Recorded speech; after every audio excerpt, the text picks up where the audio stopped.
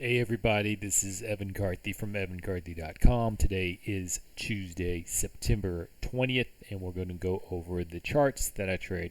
So starting off with the S&P 500, today start off with a big sharp move down, and then later in the day, in fact right at about, what time is that, 12:55 Central Standard Time, that's when the low is in and the bulls started coming back up. So overall, still a down day. S&P 500 about 1% down, but it was about 1.5, 1.8% down here at this point before they started buying back. But what I did is I got out of that longer time frame trade I was in earlier for a little bit of profit. Still have the longer term option contracts up for the SPY, the Spider Index, because I'm expecting more downside tomorrow, and that's a longer term trade, and I want to move the money over to another trade that we'll go over here in a little bit.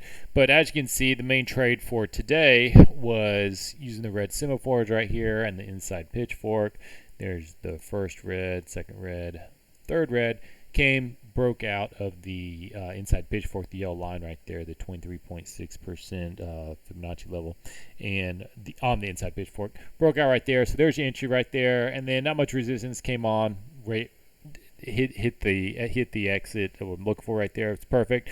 Fortunately, unless you are up at 3 a.m. or between 3 and 4 a.m. Central Standard Time, no way to get in that, but really nice setup right there. And then one thing I was looking for is I'm actually looking for it to go a lot lower, because one thing I've noticed is using this blue line right here, which is the 6.85% Fibonacci level for the inside pitchfork.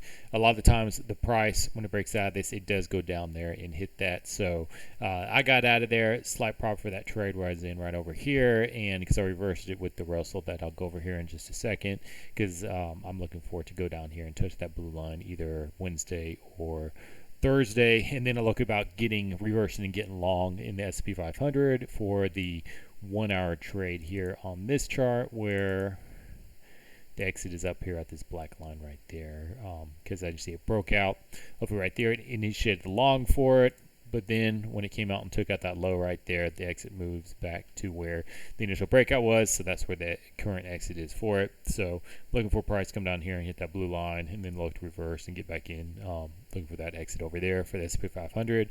So that was the main trade for today. There was another one. There was a couple of trades. There's another one later in the day, right here.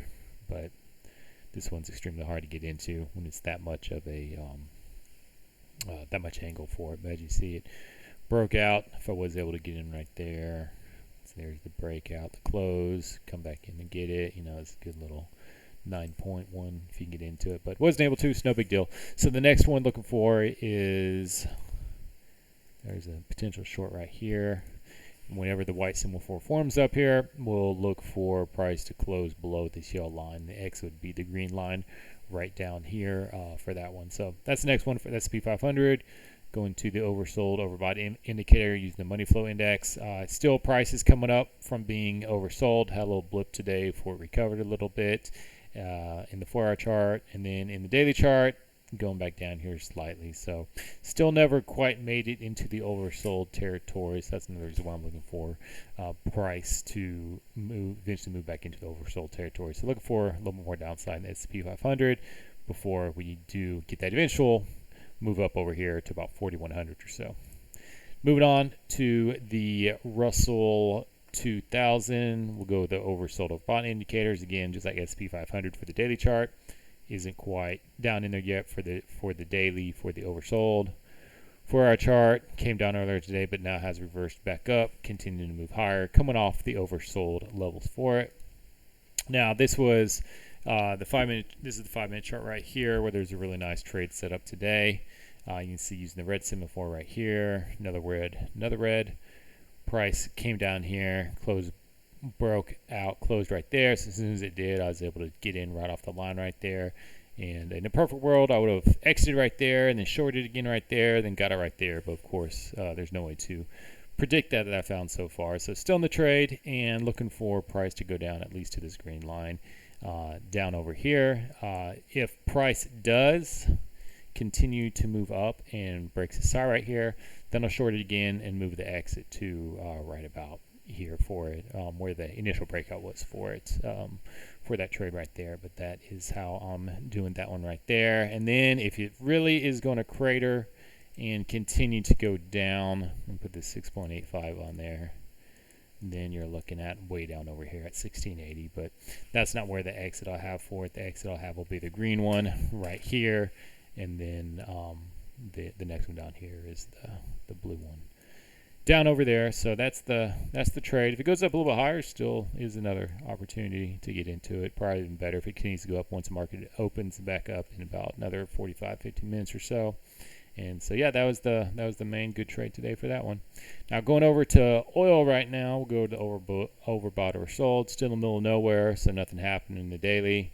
4 hour, again, middle of nowhere. It was coming off being oversold, and hasn't gone down to the overbought level, so that should be the next area it goes down to. But again, middle no man's land, so nothing really to look at. There was one really good trade today that unfortunately I barely missed getting into it. You can see, hold on, let me reverse it back. Using the red semaphore, red semaphore, red semaphore. Price closed below down there, right there. By the time I saw it, I had put my entry, I think, right here. It didn't fill up on this candle. This one came up, but unfortunately I hadn't set it yet. And then this one came. I think I had my entry right about here. Of course, didn't get filled, and then just took off. And then it has recovered some. If it continues to move up, I probably wouldn't get into it until probably somewhere over here. If we get an update tomorrow by, let's see, 84.30, that would put us at 85.30 for $1 in it. Yeah, something like that. If it goes up right there, I'll look at maybe perhaps getting short. I'd rather it just have a super up day. You know, it goes about $2 tomorrow. Then I definitely short if it breaks that high right there, and then the exit would be down where the breakout is for it right there. So that's crude oil for that one. There was a couple other smaller steps, but nothing nearly as good as that one. See, like that one right there. See how hard that is to get in that. And yeah, so that's crude oil. Last but not least, the Dow Jones. Dow Jones had another entry for it over here using the red semaphore, red semaphore, red semaphore. But similar to the S&P 500, you know, the entry was at about 3:10 in the morning. Then I guess you can get back in all the way up until about 4:10. But again, I'm not up at that time.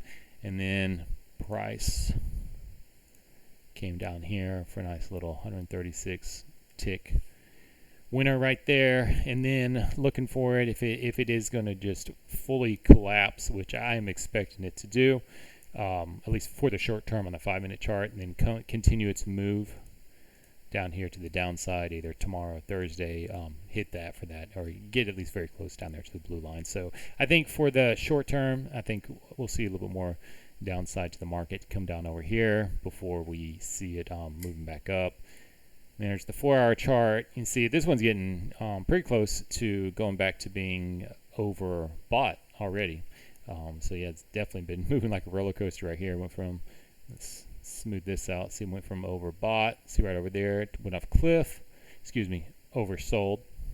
Wait, no, overbought. I'm sorry. Down to being oversold down here.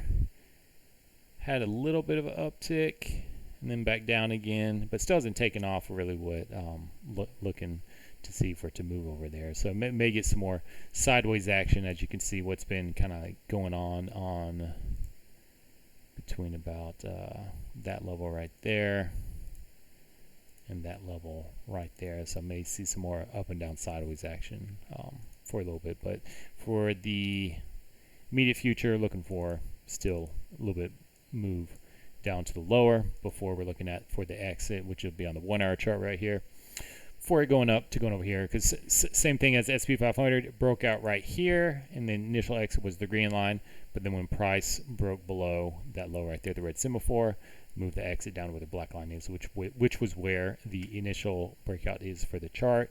So those are the 4 major ones. Let's look at NASDAQ here real quick. Never look at that one. Let's see, I don't care about 1 hour. Let's see what this one would look like. This is the first time I looked at this chart today. Yeah, same thing.